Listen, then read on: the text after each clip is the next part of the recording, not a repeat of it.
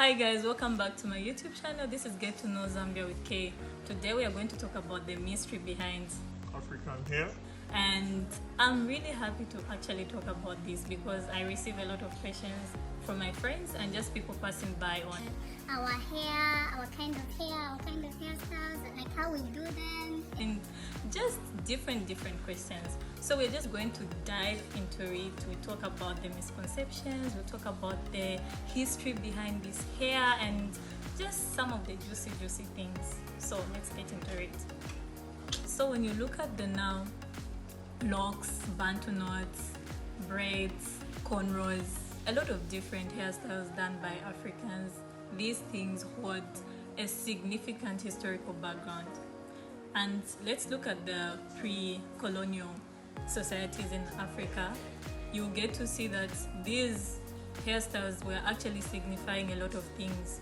They could show a person's marital status, a person's age, a person's wealth. So these are things which were giving identity to different people in the society.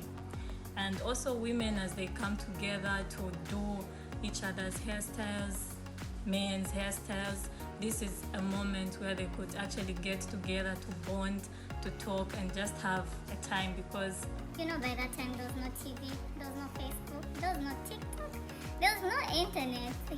These hairstyles were expressed in different occasions and celebrations, such as rites of passage and funerals like mourning. And also when you go fast forward during colonization, you get to see a certain shift when it comes to the attitude like Africans would have, like maybe to their kind of hairstyles, because obviously life wasn't easy by that time. There was a lot of restrictions, and during that time there was a lot of ridicule in terms of different African hairstyles like being banned and stuff like that. So there was a bit of a shift, and that's why we see nowadays there are a lot of things like also being embraced. But still up to now, Africans still hold pride to their different hairstyles right now. And we can see this in different countries. When you talk about Nigeria, in Zambia, in Kenya, in Tanzania, you find ladies looking very fabulous in their different African hairstyles. And that shows that the culture is being preserved and is being protected by Africans themselves. Let's talk about some of the myths and misconceptions about African hair. Number one being that African hair doesn't grow at the same rate as any other kind of hair.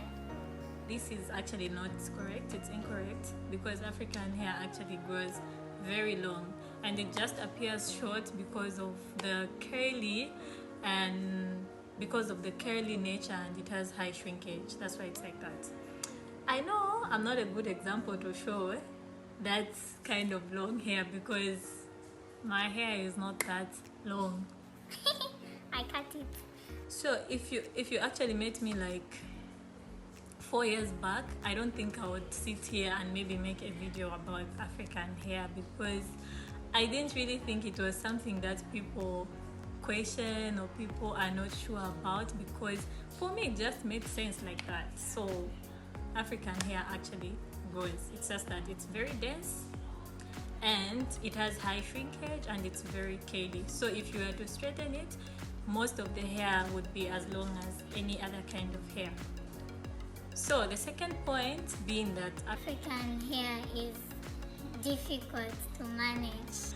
I think I'm a culprit of this, because I don't really think I've really taken care of my hair to that point where I actually assess and see what kind of products actually work well for my hair. African hair just needs a bit of extra attention in knowing what products really works for you, and what products wouldn't work. So it's not impossible to manage. It can be very manageable as long as you know what works for you and you can just walk around it. I think every kind of hair has different issues. Some people have very high hair fall, issues like that. And I think for us it's just that the hair is very dense, so sometimes if it's not very soft it can be very hard to comb, but you can just manage it by knowing what products to use. Yeah, I think I'm also working on that because my hair is really very tough, and I'm currently using some products. I feel they are kind of working well. I want to see if I can continue with them or not, but yeah, definitely it's very manageable.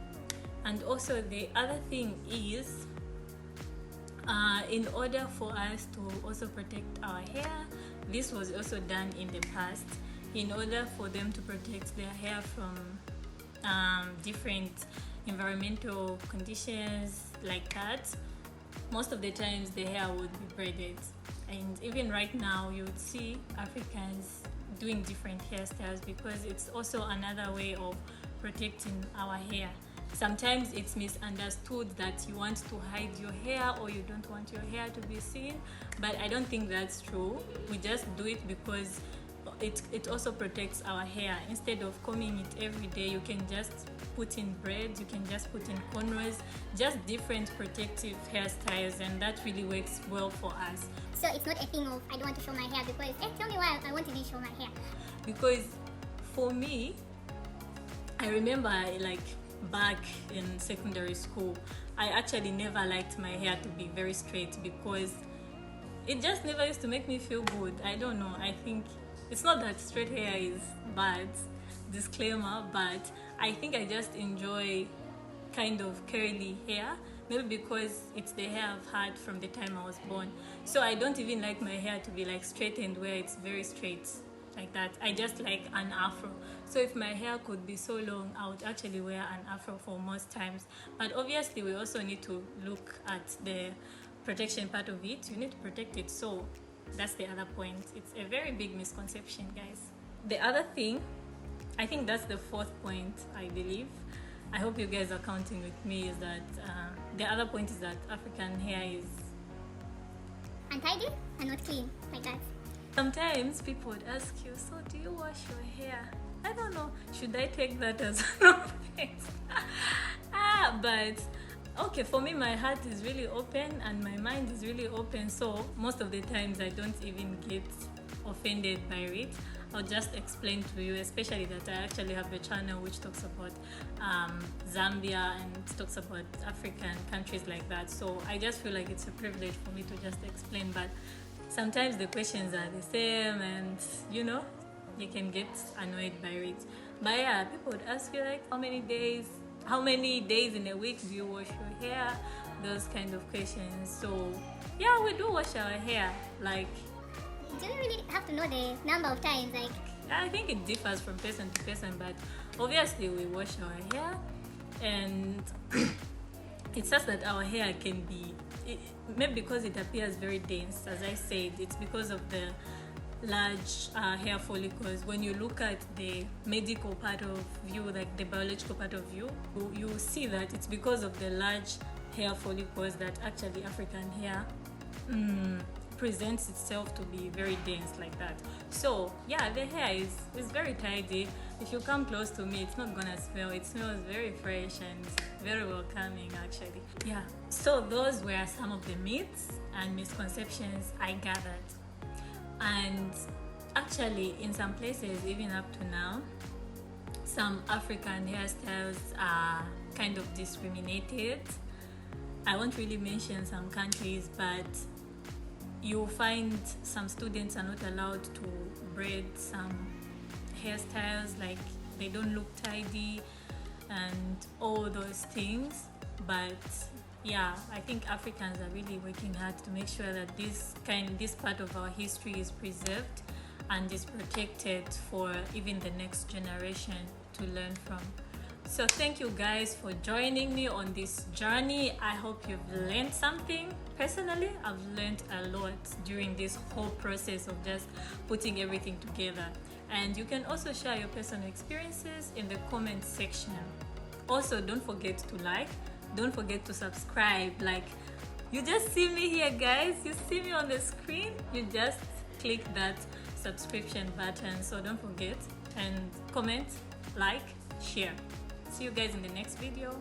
Bye.